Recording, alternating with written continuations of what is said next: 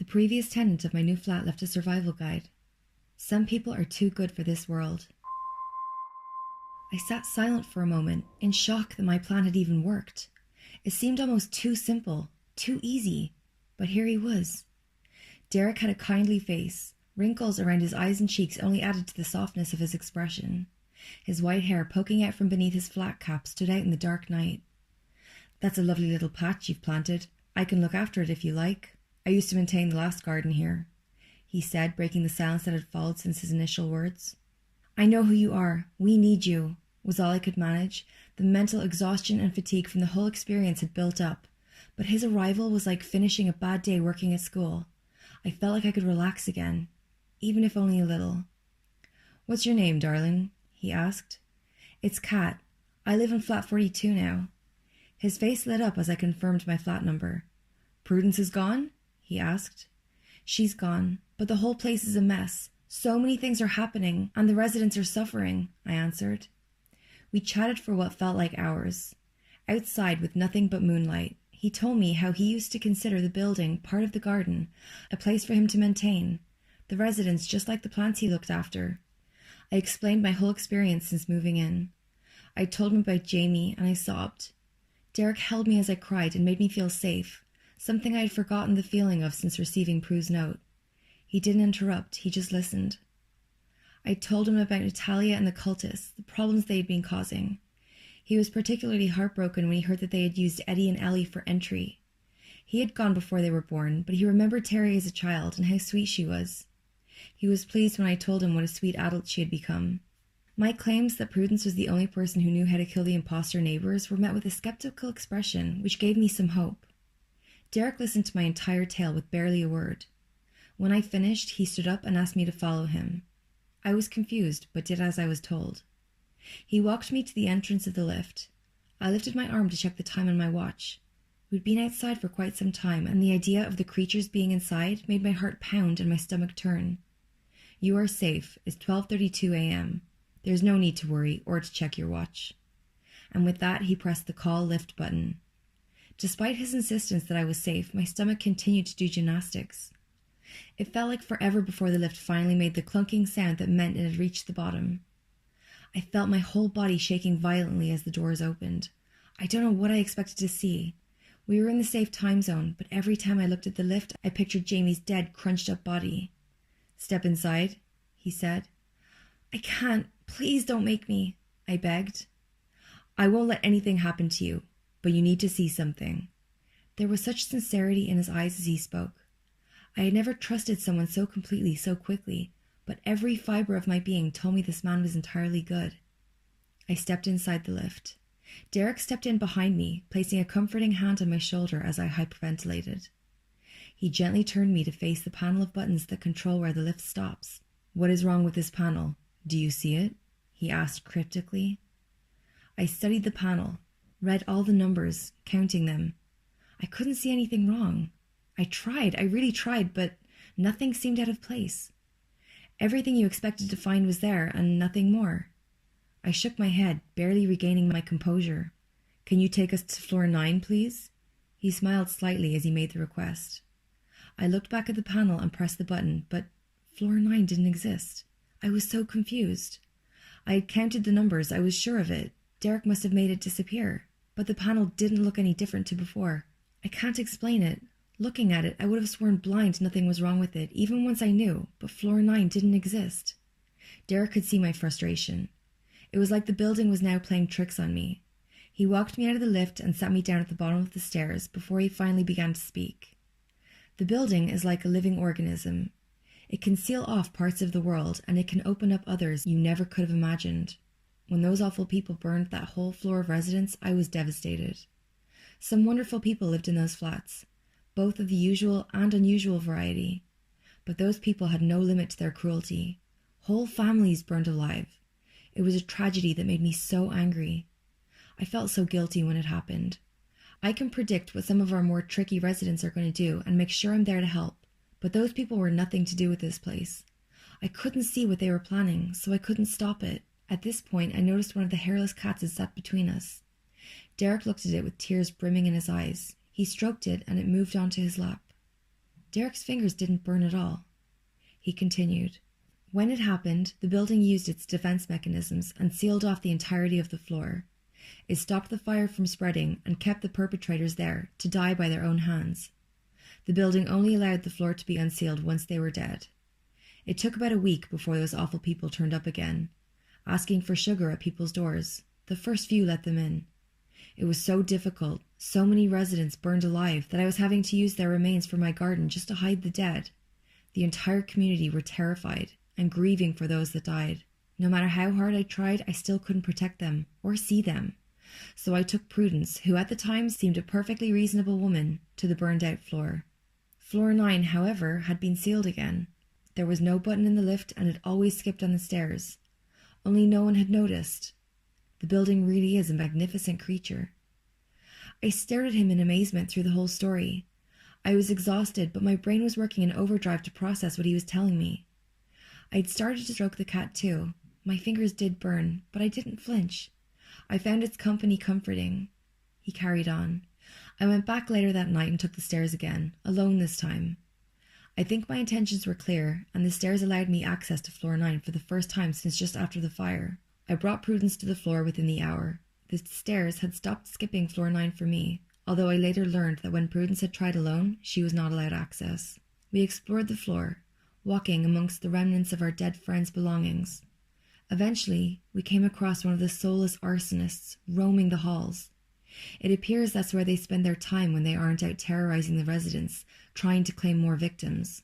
He was disturbed and disoriented to see anyone not like them on that floor. He twitched a little and spat out the sugar line as if it was an automatic response. I almost felt sorry for him. He claimed to come from flat 66. More were approaching behind him. Prudence was terrified. She was starting to sweat profusely and back away from the man, but it didn't cool her down. He was burning her slowly. I felt nothing. See, the stranger things in life just don't seem to affect me. I've never known why. Sometimes I even just know how to deal with them, like it's programmed into me. On this new playing field, it's their domain. I knew what to do. I grabbed the man and ran him down to flat 66, 4 doors down from where we were standing. I threw him into the flat and waited. The other arsonists were approaching. The man tried to exit the flat that was doorless after the wooden doors all burned to cinders in the fire. But as he reached the door, something stopped him. He couldn't leave, no matter how hard he tried or how much he screamed. Prudence lit up. She grabbed hold of one that had tried to kill her friend Molly. She remembered the flat number she had claimed to be from and repeated my actions. With a lot more sweating and some winces of pain, it worked again. Prudence wanted to go after the rest, but as they got closer, I could see the blisters forming on parts of her body. I dragged her out of the hallway and back into the stairwell. We ran. She begged me to take her back, kept telling me that the stairs wouldn't let her, that it was too dangerous. The residents had started to learn not to let them in, and we had no casualties at all after we trapped the first 2. Don't get me wrong, it's a problem I was intending to deal with, but it was around that time that we first learned the council would be building that monstrosity over the top of my garden. He gestured to the window that just showed some of the neighbouring tower block. This left me not at my best. My intuition was failing me when a few months after that I allowed Prudence and Molly to herd the creatures from the lift to floor 9. It's one of my biggest regrets. I should never have locked them up there, but I didn't know she was going to burn them all. She didn't give me a chance to reason. I became mistrusting of everyone and distracted. Not long after, I went away for a long while. So I guess the arsonists remain, and now they're threatening you. Tomorrow I will go. I will fix the mess I left behind. I am so sorry it's affected you so badly. I'd love to meet these twins. They sound incredibly brave. They are, I finally interrupted. And I want to be there tomorrow. I want to lock Natalia away for good. I can't allow it. You'll be attacked. He cut me off entirely. I let it drop instantly, but in the back of my mind, I knew I would be there, no matter what. I went to sleep that night with my mind reeling. I wondered where Derek slept, and if he even needed to. The next morning I left my flat early, passed the man on floor 5, and waited on the stairs at floor 8. I tested it, of course, and just like anticipated, ascending any higher took me straight to floor 10, or 11, depending on if you hit a skip. So I returned to floor 8, and I waited. Derek hadn't indicated what time he was coming, but I was ready. I would wait all day and night if I had to. But luckily I didn't. Derek was climbing the stairs at around 11 a.m. I had already been there for 3 hours, but it had been worth it. He looked particularly unimpressed to see me. His face still looked kind, though, even with the sour expression. "I can't stop you, can I?" he sighed, sounding resigned in his tone. "Not for anything. You have to promise to stay back. If you get your girl approaches, you can do what you need to do, but you have to stay back," he pleaded. I nodded and stood up. We ascended the stairs, and for the very first time in my new life here, I saw a big plastic sign saying 9, the floor that didn't exist. As we pushed through the door, it was like entering an entirely new world. Everything was black, burned to carbon. You could smell nothing but charcoal. Literally nothing but empty shells of homes and flakes of what used to be sentimental objects remained. It was devastating to witness. If you've ever visited a mass grave site, you'll understand partly how I was feeling. It was sickening to think of all the lives needlessly lost. But I didn't get time to think. Natalia walked towards me, flying down the hallway. "How the F did you get here?" she screamed, her eyes wide and angry. I started to feel hotter already. Derek grabbed my arm and pulled me next to him, making sure to keep a tight hold of my arm. "Where do you live?" Derek asked her. I started to back away as the sweat dropped from my brow. I desperately wanted to shout out the number, but I couldn't. I was so hot I wasn't functioning properly. Everything became so overwhelming I couldn't remember what Georgia had said, what flat Natalia had claimed to come from. "I'm not that stupid. I saw what happened to them." She gestured over her shoulder to what must have been flat number 66, where a man laid on the floor, breathing but looking broken, just existing in that room. Prudence had been creative with the truth yet again. She didn't kill them. You can't kill them. What had Georgia said? I racked my brains as I felt the skin on my face start to sting. I imagined her melting away. It was happening to me. I was next. And then, as my hair started to singe at the ends, it came to me. 71! I screamed as loud as I could. I could barely see as Derek grabbed her and ran towards me with her. She was clawing at his eyes and face, screaming at him to let go. But he didn't burn. He just kept hold of her. When he approached flat 71, he beckoned me over. "You do it, then get off of this floor." He was blunt but reasonable. I complied. I pushed hard. There was nothing but anger in her eyes. She pushed my face hard with her hand as I got her to cross the boundary into flat 71. I felt my skin sizzle and blister. My whole face was in agony, but I didn't stop pushing. Watching Natalia try to fight her way out of a door that didn't exist was both satisfying and humorous. The others had started to approach at the sound of commotion. I lingered, hoping to watch her suffer, but Derek shot me one look and I knew. It was time to go. I ran out the corridor and back into the stairwell. I stopped for longer than I probably should have, but I knew I might not get to see that 9 again, and it would be worth it. I waited for Derek on floor 9's stairwell. I couldn't help but imagine the cultists burning to death the first time round. I could hear angry screams faintly from inside the corridor. They made me worry about Derek, but I knew that I didn't really need to. It took a while, but he eventually left the corridor and joined me in the stairwell. He didn't say anything. He just looked at me, and the 3rd-degree burns across my face. He didn't need to speak. I knew he'd fixed the problem. We walked silently back down the stairs towards my flat.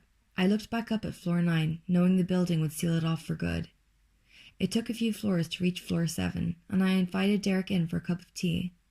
He rejected it, saying he wanted to go visit some old friends. Despite my injuries, I couldn't help but smile. Something I'd done was going to help these residents. I stood at my door and watched Derek walk away, pleased that there was some true good in this building. After a few steps down the hallway, Derek started to fade, almost like a CGI ghost in a movie. Every step he became more transparent. I felt my stomach turn again, like it had outside the lift. I ran out to follow him. I called after him, but by the time I had reached where he'd been, he was gone. I walked the entire corridor to the window at the back. I looked out the window into the small concrete heavy garden and hoped to see him sat on the memorial bench. I didn't see him. Instead, I saw Prudence, hacking at my tiny planted patch with shears.